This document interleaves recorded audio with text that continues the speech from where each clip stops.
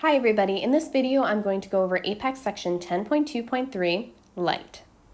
This is the part 1 video. There's also going to be a part 2 video, so we'll look out for that in a little bit. Okay, so when we talk about light, we are talking about electromagnetic waves.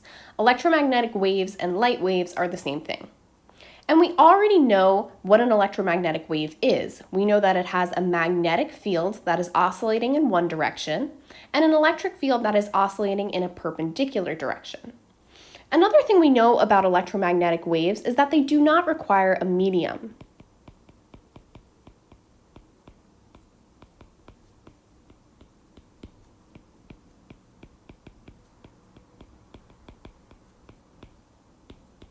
Okay, so this is important because, for example, the light from the sun that reaches the Earth has to travel through space.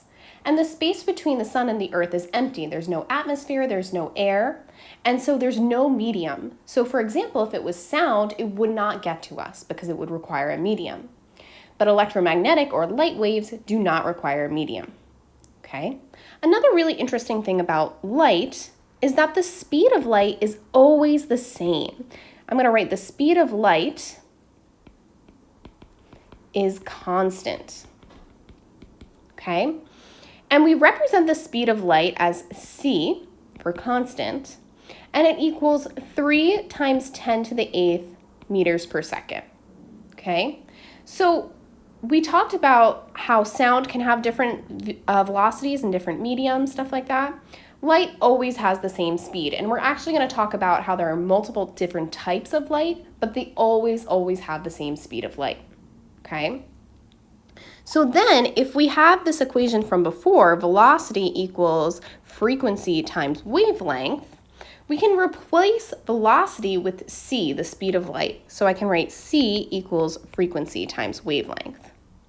Now, since c is always constant, that means we can do some proportional reasoning here. So for example, if I double the frequency, okay, so I have frequency times 2, that is always going to have the wavelength. It's going to be your wavelength divided by 2, okay? So whenever frequency increases, wavelength decreases directly, proportionally, okay? So that allows us to do a little bit of proportional reasoning. Okay, now let's look at the different types of light. So this is the electromagnetic spectrum. This is all of the different types of light waves, okay? And they go from one end of the spectrum over here, which has a long wavelength, okay? It also has a low frequency, to this end of the spectrum that has a short wavelength and a high frequency, okay? Now, if you look over here, we can also make some claims about energy, right? So on this end, we have very low energy, and on this end, we have very high energy. And that means that these different types of light waves have very different applications. So if we start over here with radio waves have a very long wavelength, about the length of a football field, and they're very low energy. Radio waves are used for communication. So your cell phone transmits and receives signals in radio waves, which is really good because radio waves have low energy, so they're going to be the least dangerous. Microwaves are next. They have the wavelength of about the length of an insect, like a bee. And they have uses in microwaves. You know what a microwave is, like heating up your food. So a microwave oven. And again, it's still pretty low energy, so it's safe to have in your house. The next type of light is infrared. It has a wavelength of about the size of a cell. And infrared light is used to detect heat. So if you've ever seen, like on a cop show, they have a heat sensor, that is using infrared light. So I'm going to say heat sensor is another application. Okay, next is visible light. Visible light has a wavelength of about the length of a virus, and this is the only light that we can see. So there's all these different types of light, and we can only see this tiny chunk right here. Okay, the rest of it we cannot see with our eyes. Next one is ultraviolet light. So ultraviolet light is starting to become high energy, and this is the light that will give you a sunburn. It comes from the sun, and ultraviolet light gives you a sunburn or skin cancer. Okay. Next is X-rays. You know what X-rays do? They're used in medicine, like if you break a bone. And X-rays are high energy, so they can be very hazardous. They can be dangerous to humans. So that's why if you get an X-ray done, you have to wear one of those lead smocks to protect yourself from the X-rays from getting into your body. The highest energy waves are gamma rays, and these are used in cancer treatments.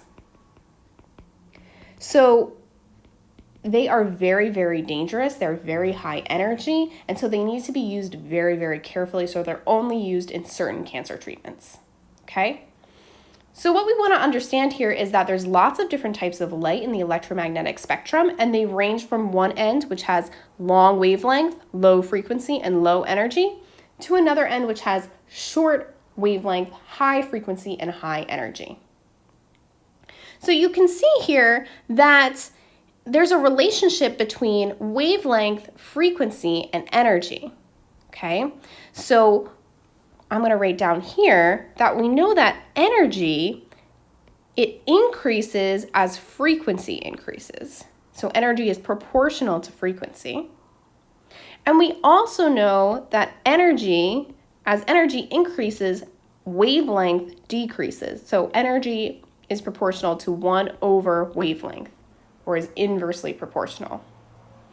So in order to go from a proportionality to an equivalence, we know this, we need to have a constant. This is where Planck's constant comes in. Planck's constant relates the energy of light to the speed, frequency, and wavelength of light. So the symbol for Planck's constant is h, and h is equal to 6.63 times 10 to the negative 34th joules seconds.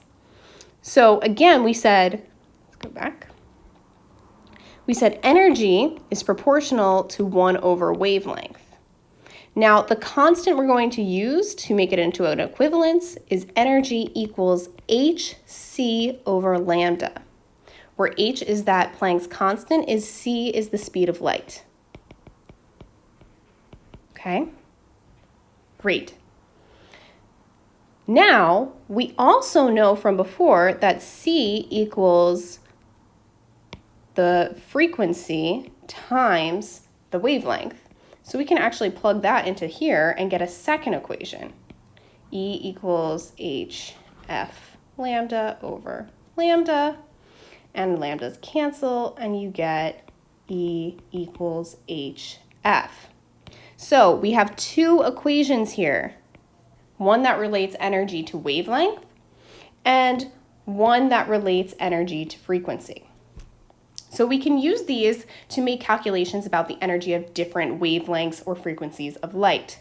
So let's do an example. So let's say we want to find the energy. What is the energy of a radio wave with 100-meter wavelength? Okay, so we're going to use this equation here. E equals hc over lambda. We know h is 6.63 times 10 to the negative 34th, and we recognize that's a really small number. But it's going to get multiplied by 3 times 10 to the 8th, which is the speed of light, and then we divide by 100 meters, which is our wavelength. Now, if this was not in meters, if this was in centimeters or nanometers, you'd have to convert to meters first. So let's put this all on a calculator, and we end up with 1.98 times 10 to the negative 27th joules. Now, we know radio waves have the least energy, so it makes sense that we have a very small number here. Okay? Remember that the unit for energy is joules. Okay, let's do a second example. What is the energy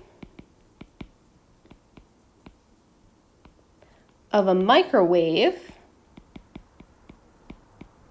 with frequency equal to 1 times 10 to the 10th? All right, So now we're using this equation, E equals HF. All right, we know H again is 6.63 times 10 to the negative 34th. And F, we just said, is 1 times 10 to the 10th. So this is easy. We just put it all in a calculator and we get 6.63 times 10 to the negative 24th joules. Again, joules is our unit for energy.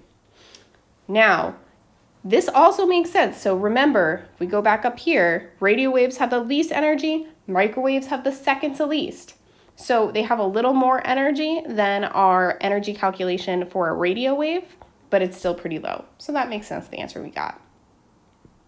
All right, so this is what we need to know for part 1. We need to understand that an electromagnetic wave is a light wave. It does not require a medium, and that the speed of light is constant.